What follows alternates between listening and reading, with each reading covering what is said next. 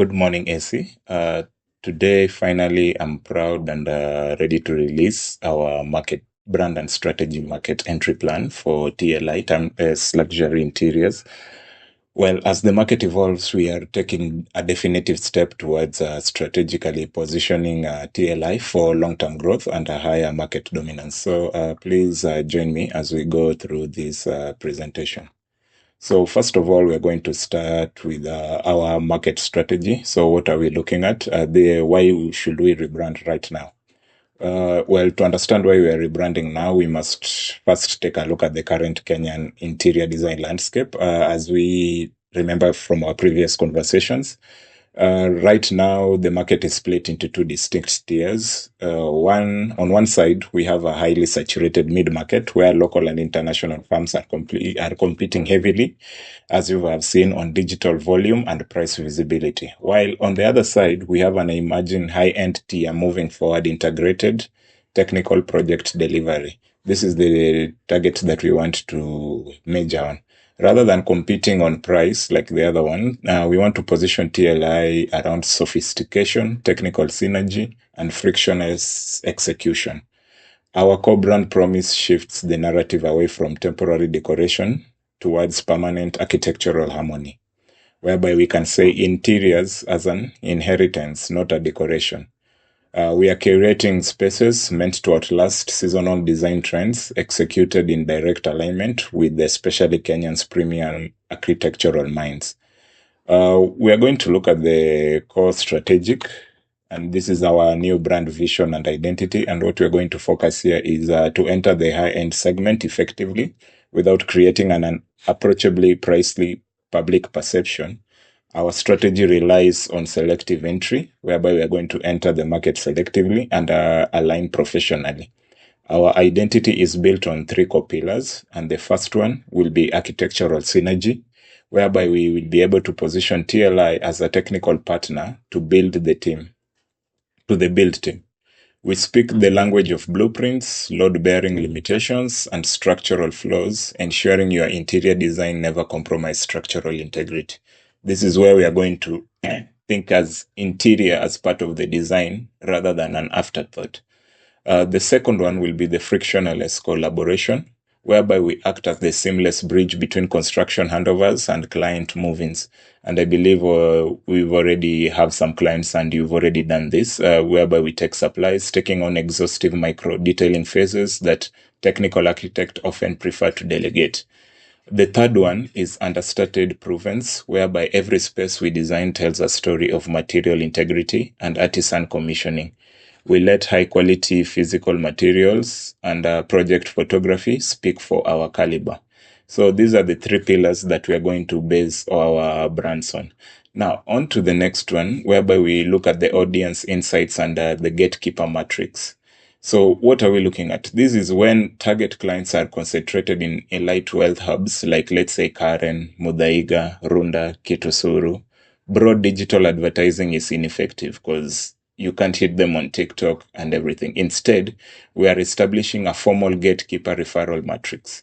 We connect directly with premium architects, quantity surveyors, boutique developers, luxury real estate agents to reach H&W and diaspora clients. I still believe diaspora clients is a good pitching factor.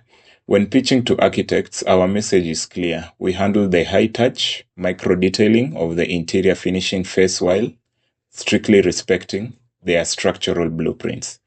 To execute this, we have designed and segmented channel architecture, whereby one, we have a B2B architecture. This is business to business, using a private capabilities deck to formalize CAD BIM compatibility.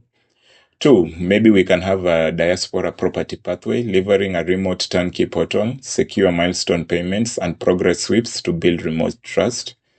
And three, we have the discrete lifestyle PR, targeting elite business publications to spotlight design problem solving. The discrete lifestyle PR can mean that we do your interior, and we're not going to advertise or show it outside there, so that we can have that discrete and uniqueness.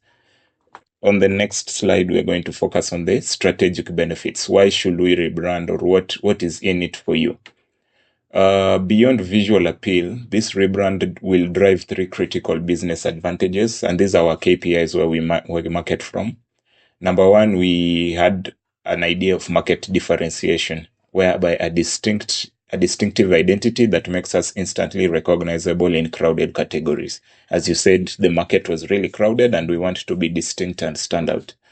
Two, we have emotional connection, deeper customer relationships through authentic storytelling that increases brand recall and client lifetime value.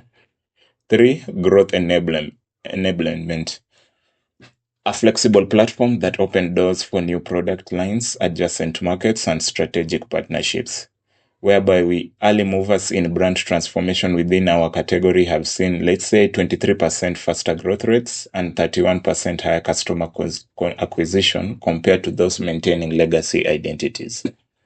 Now for our timeline, we have to have a timeline whereby a project starts and ends, and we have an implementation timeline over 90 days. So our activation plan is sequenced across the 90 days, whereby we'll break it into weeks. Week 1 to week 3, we have to have partnership blueprinting.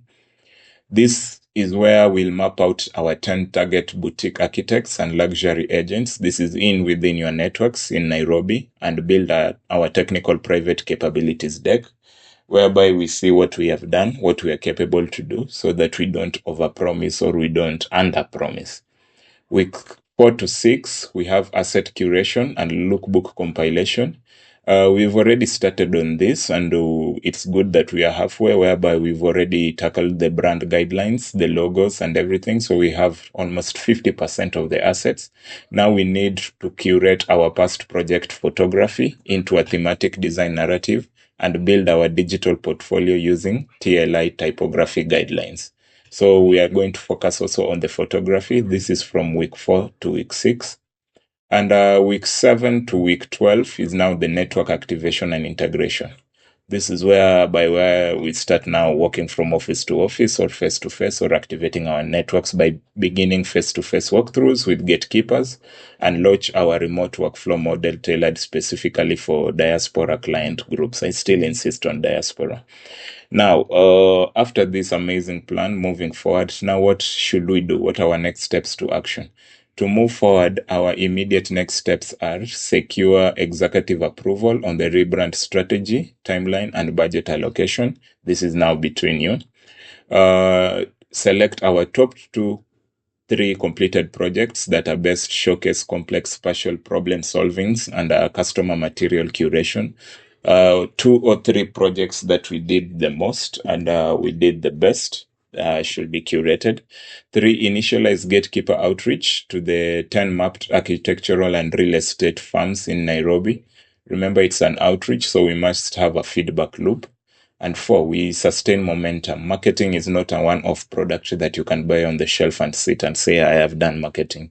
Momentum has to be sustained through ongoing brand stewardship and quarterly performance review. So generally, this is the presentation that I had, and I'm going to send this to you.